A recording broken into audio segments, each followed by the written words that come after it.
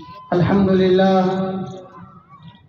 لله وكفى والصلاة والسلام على عباده الذين اصطفى اما بعد. حضرات، میں تو ایک ادنا سا طالب علم ہوں،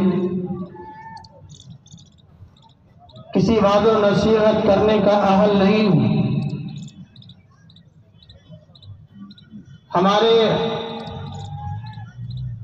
اکابر علماء صلحاء یہاں تشریف فرما ہے، ان کے بیانات ہوئے بھی اور ابھی بھی ہمارے مخدوم محترم جامعہ بدر العلوم کے شیخ الحدیث و محتمم حضرت مولانا محمد عاقل صاحب دامت برکاتہ العالیہ کا وعظ ہوگا. میں تو طالب علم کی حیثیت سے اپنے ان اساتذہ سے پڑھا ہوا سبق سنانے کے لیے حاضر ہوا ہوں 2-4 منٹ کے لیے، اور قرآن کریم کی اس آیت کا سبق دہراتا ہوں جو اللہ تعالیٰ نے ہم سے وعدہ کیا ہے. یا ایھا الذین آمنوا اتقوا اللہ حق تقاتہ ولا تموتن الا وانتم مسلمون. اور مسلمانوں، خدا کا خوف کھاؤ، خدا سے ڈرو، خدا کا تقوی اختیار کرو، اور خدا سے اس طرح ڈرو جس طرح سے اس سے ڈرنے کا حق ہے. اتقوا اللہ حق تقاتہ. اور دوسرا، اللہ تعالیٰ نے وعدے کے انداز میں فرمایا ولا تموتن الا وانتم مسلمون. اللہ سبحانہ و تعالی ہم مسلمانوں سے مخاطب ہیں کہ سنو، تمہیں ہرگز موت نہ آئے، مگر موت آئے تو مسلمانی کی حالت میں آئے، اسلام کی حالت میں آئے. مسلمان ہو کر مرنا، مسلمانی کے خلاف مت مرنا، شرک کی حالت میں، کفر کی حالت میں، خدا سے بغاوت کی حالت میں، خدا کی نافرمانی کی حالت میں مت مرنا. وَلَا تَمُوتُنَّ إِلَّا وَأَنْتُمْ مُسْلِمُونَ. مرنا تو مسلمان ہو کر مرنا. آج شرک کا بازار گرم ہو رہا ہے، مسلمانوں کو شرک کی طرف دھکیلا جا رہا ہے.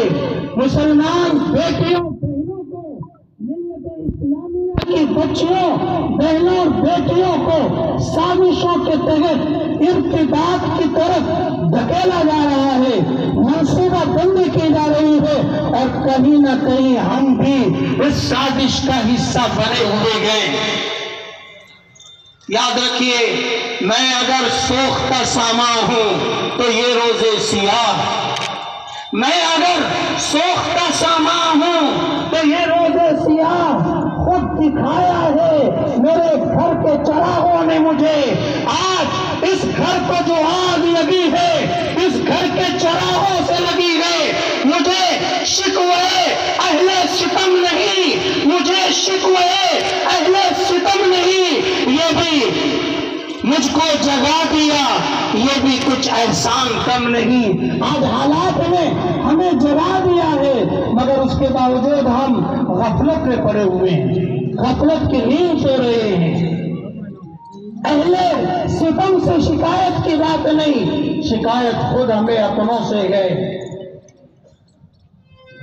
ممبروں سے، محرابوں سے، جلسوں سے، مائکوں سے علماء صلحاء گلے پھاڑ پھاڑ کر ہم کو بتا رہے ہیں کہ شادیوں کو سستا کرو، شادیوں کی خرافات کو کم کرو، جہیز تلک کی لعنت کو ختم کرو. تمہیں اپنے بچی کو برتاوے کا کوئی سامان دینا ہے تو دے دو، اس کی نمائشیں نہ کرو.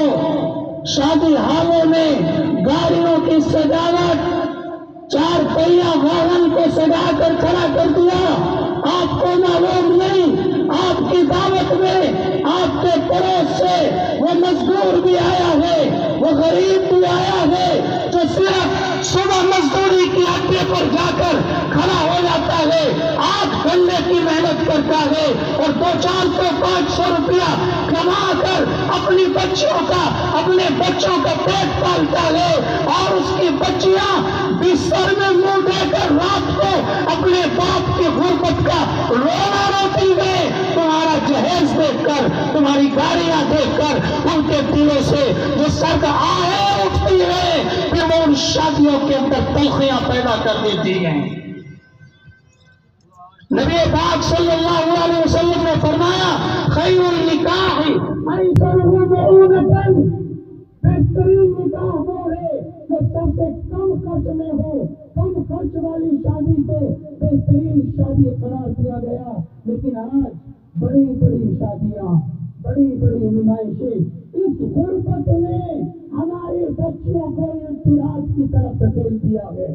جہاں مسلم ملت اسلامیہ کی بیٹیوں کے ارتداد کے گڈھے میں گرنے کے اور اسباب میں، وہاں ایک غربت بھی، وہاں شادیوں کا مہنگا ہونا بھی ہے، وہاں انٹرنیٹ بھی ہے، وہاں غیروں کے ساتھ اختلاط اور ارتباط بھی ہے۔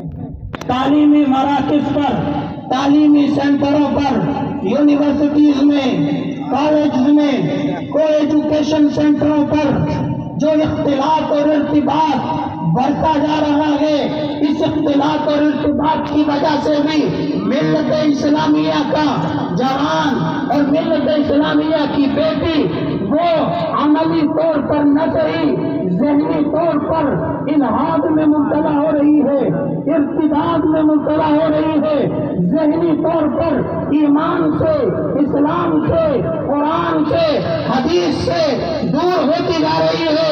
ان کو قرآن پر کما حق ہو، شرع صدر نہیں، اطمینان نہیں، اسلامی تعلیمات پر اطمینان نہیں، شرع صدر نہیں، یہ ذہنی طور پر ارتداد ہے، کفر ہے۔ امت کا بڑا طبقہ آج ذہنی طور پر ان مراکز کے ذریعے سے ارتداد میں مبتلا ہوتا جا رہا ہے۔ دینی تعلیم و تربیت کا فقدان ہے۔ مدارس میں داخل ہونے والے کتنے؟ 100 میں سے 4، 96 بچے ہمارے کہاں ہیں؟ فکر کری، بلا شبہ دنیاوی تعلیم ہماری ضرورت ہے، ہمارا مقصد نہیں ہے۔ ضرورت میں اور مقصد میں فرق کرنا سیکھیے۔ ایک مثال سے یہ فرق سمجھا کر میں اپنی جگہ لیتا ہوں۔ کسی نے شوگر مل لگایا، چینی کی فیکٹری لگائی، اس چینی کی فیکٹری کے لیے مشینوں کی ضرورت ہے، انجینئروں کی ضرورت ہے، بجلی کی ضرورت ہے، افراد کی ضرورت ہے، کام کرنے والوں کی ضرورت ہے۔ لیکن یہ مشینیں، یہ افراد، یہ بجلی، یہ سب ضرورت ہے، چینی میل کا مقصد نہیں ہے۔ چینی میل کا مقصد چینی بنانا ہے، مشینوں کا مقصد چینی بنانا ہے۔ بلا شبہ یہ سب ضرورتیں ہیں، ان ضرورتوں کو ضرورت کی حد تک رکھیے، اصل مقصد کو پہچانیے۔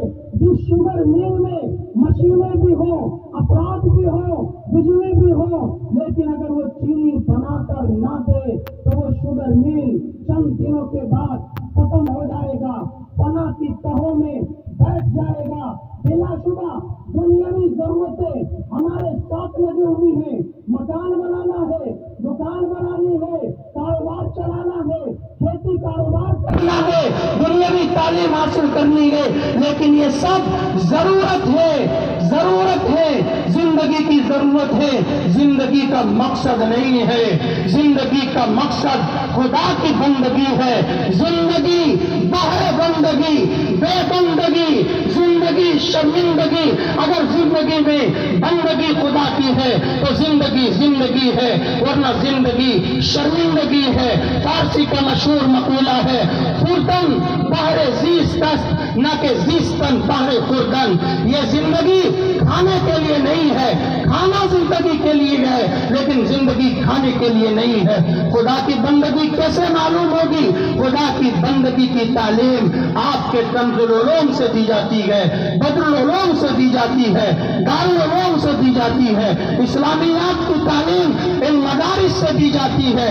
زندگی کو اگر باہر بندگی بنانا گئے تو ان مدرسوں کو مضبوط کرنا ہوگا، تعلیمی اعتبار سے بھی، تعمیری اعتبار سے بھی. اور میں پوری امید کے ساتھ کہہ سکتا ہوں ہندوستان میں جب تک یہ مدارس زندہ و ثابت رہیں گے، علماء زندہ و ثابت رہیں گے، انشاءاللہ ہندوستان کبھی اسپین نہیں بن سکتا. ہندوستان کو اسپین نہیں بنایا جا سکتا جب تک یہ مدارس زندہ رہیں گے. 1857 میں ہماری 1000 سالہ حکومت گری، بڑا طوفان اٹھا شاملی کے میدان میں، میرے اکابر انگریزوں کے ساتھ دو بدو لڑ رہے تھے، جنگ ناکام ہو گئی. وقتی طور پر وہ طوفان سامنے سے اٹھ کر آیا تو ہمارے اکابر ایک سائیڈ میں ہو گئے اور مدرسوں کی بنیاد ڈالی. طوفان آ رہا ہے، تھوڑا سا سائیڈ میں ہو جائیے، انشاءاللہ یہ طوفان گزر جائے گا، مدرسے زندہ رہیں گے تو انشاءاللہ ہم بھی زندہ رہیں گے. وآخر دعوانا ان الحمدللہ رب العالمین.